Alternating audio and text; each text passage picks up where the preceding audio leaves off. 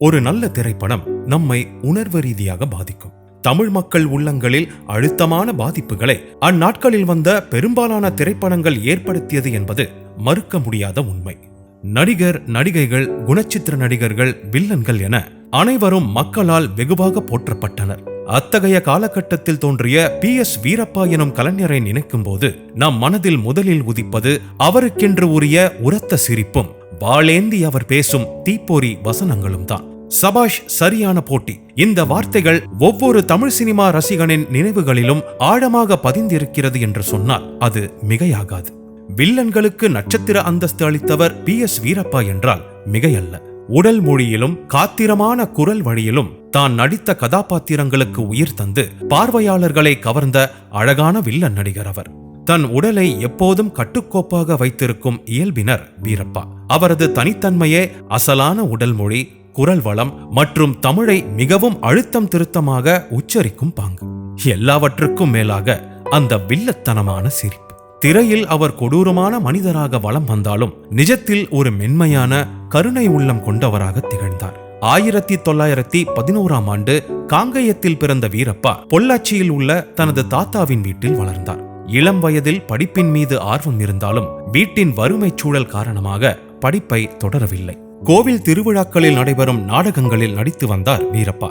அப்படி ஒரு தடவை சிவன்மலையில் நடைபெற்ற ஒரு மேடை நாடகத்தில் இவரை பார்த்த KP சுந்தராம்பாளுக்கு வீரப்பாவின் நடிப்பு பிடித்ததால் அவரை அழைத்து மனதார பாராட்டினார். அந்த சம்பவத்திற்கு பின் வீரப்பாவுக்கு நாடகத்தில் நடிப்பதில் உடன்பாடில்லாமல் போனது. பெரிய திரையில் தோன்ற ஆசைப்பட்டார். சினிமாவில் எப்படியாவது நடிக்க வேண்டும் என்று எண்ணினார். ஆனால் வழியறியாது திகைத்தார். மெட்ராஸுக்கு வந்து சினிமாவில் நடிக்க ஆலோசனை கூறிய KP சுந்தராம்பாளிடமே சரணடைந்தார் வீரப்பா. மணிமேகலை படத்தை இயக்குனர் எல்லிசார் டங்கன் இயக்கிக் கொண்டிருந்தார். அப்படத்தில் KP சுந்தராம்பாளுக்கு முக்கியமானதொரு வேடம். ஒருவருக்கு உதவுகிறேன் என வாக்களித்து விட்டால் அதை முடிக்காமல் வேறு வேலை செய்து பழக்கமில்லாதவர் KP சுந்தராம்பாள். வீரப்பா கேட்ட உதவி அவர் மனதில் உறுத்திக் கொண்டிருக்கவே எல்லிசார் டங்கனிடம் படத்தில் ஏதாவது ஒரு வேடத்தில் வீரப்பாவை நடிக்க வைக்க முடியுமா என்று உதவி கோரி ஒரு கடிதத்துடன் டங்கனை சந்திக்க வீரப்பாவை அனுப்பி வைத்தார். அச்சமயத்தில் மணிமேகலையில் ஒரு வேடம் அவருக்காகவே காத்திருந்ததை போல் இருக்க திரைவானில் மற்றும் ஒரு நட்சத்திரமானார் வீரப்பா. வீரப்பாவின் முத்திரை சிரிப்பு முதலில் வெளிப்பட்டது சக்கரவர்த்தி திருமகன் என்ற படத்தில்தான். வாய்விட்டு ஓங்கி ஒலித்தது அந்த வித்தியாசமான சிரிப்பு. வில்லத்தனத்தின் ஒட்டுமொத்தத்தையும் ஒரே சிரிப்பில் வெளிப்படுத்த முடியும் என்று நிரூபித்த அட்டகாசமான அந்த சிரிப்புக்கு திரையரங்குகளில் கைத்தட்டல் கிடைத்தது. அவரது நடிப்பையும் சிரிப்பையும் பார்ப்பதற்கே ரசிகர்கள் மீண்டும் மீண்டும் அப்படத்தை கண்டு மகிழ்ந்தனர். அந்நாட்களில் வீரப்பாவின் சிரிப்பை வைத்து பெற்றோர்கள் குழந்தைகளை அச்சுறுத்துவார்கள். அந்த அளவிற்கு வீரப்பா திரையில் சிரித்தால் அரங்கிலுள்ள குழந்தைகள் அலறி அழுதுவிடும்.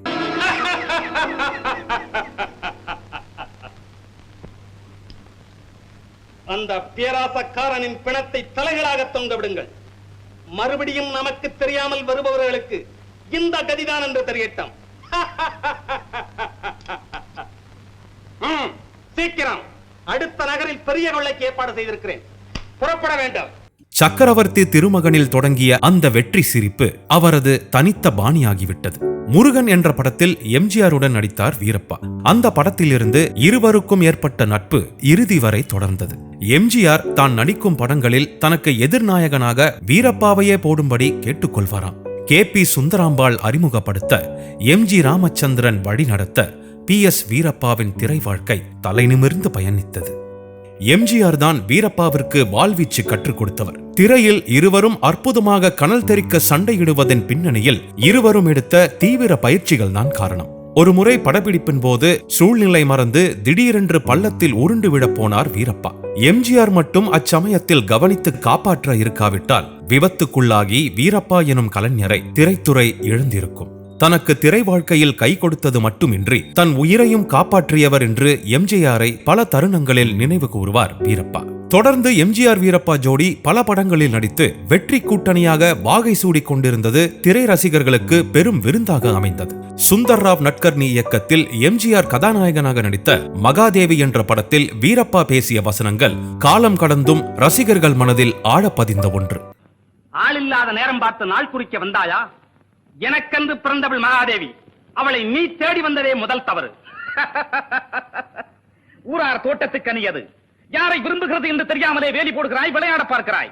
சொந்தம் கொண்டாட உனக்கு என்ன உரிமை? அதற்கு என் வாழ்தான் பதில் சொல்லும். வாழ் தூக்க தெரியாத பேடியிடம் சொல்ல அந்த வார்த்தையை. வேதநாயகா, வேதநாயகத்துக்கு அந்த மாதுதான் நாயகி. இல்லையேல் எனக்கும் அப்படித்தான். மணந்தால் மகாதேவி, இல்லையேல் மரணதேவி. ஜனோவா, அலிபாபாவும் 40 திருடர்களும், மீனவ நண்பன், ராணி நலிதாங்கி, பத்தினி தெய்வம், பதிபக்தி, நாடோடி மன்னன், யார்னி, நீலமலை திருடன், பார்த்திபன் கனவு, கைதி கண்ணாயிரம் உள்ளிட்ட பல படங்களில் தனது மிகச்சிறந்த நடிப்பாற்றலால் கதாநாயகன் அளவிற்கு, அதிலும் சில படங்களில் நாயகனை விட வில்லன் கதாபாத்திரத்தை வியந்தோங்கி பேச செய்தவர் வீரப்பா.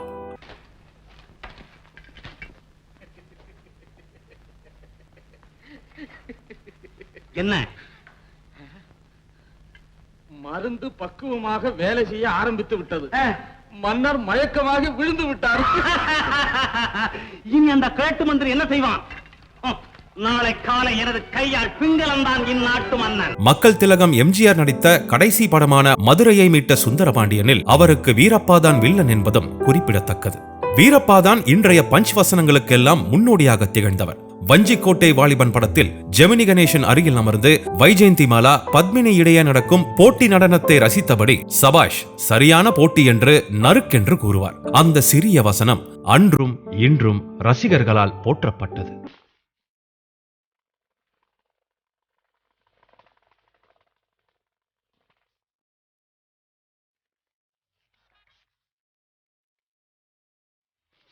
நடிப்பில் கலக்கிக் கொண்டிருந்தவர் பட தயாரிப்பிலும் ஈடுபடத் தொடங்கினார். தனது PSV பிக்சர்ஸ் தயாரிப்பு நிறுவனம் சார்பாக எம்ஜிஆர் நடித்த ஆனந்த ஜோதி உள்ளிட்ட பல வெற்றி படங்களை தயாரித்தது அவரது நிறுவனம்.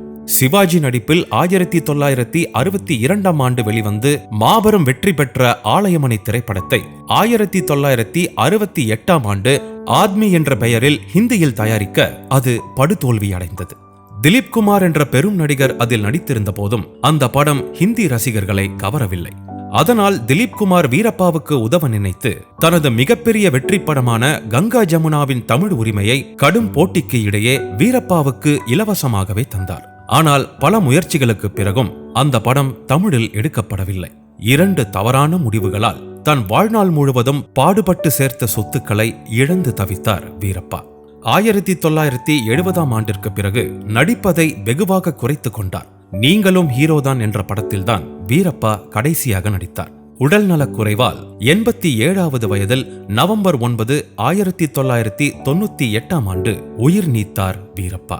மாபெரும் கலைஞர்களின் வளர்ச்சியும் வீழ்ச்சியும் அவர்களது திரை வாழ்க்கையில் நிகழும் ஒரு சம்பவம். அதையும் மீறி தன் ஆன்ம பலத்தால் என்றென்றும் புகழ் வெளிச்சத்தில் திளைக்கும் அதிர்ஷ்டம் ஒரு சிலருக்கு மட்டுமே வாய்க்கும். அத்தகைய ஒருவராக தன்னை நிலைநிறுத்திக் கொண்டவர் PS வீரப்பா.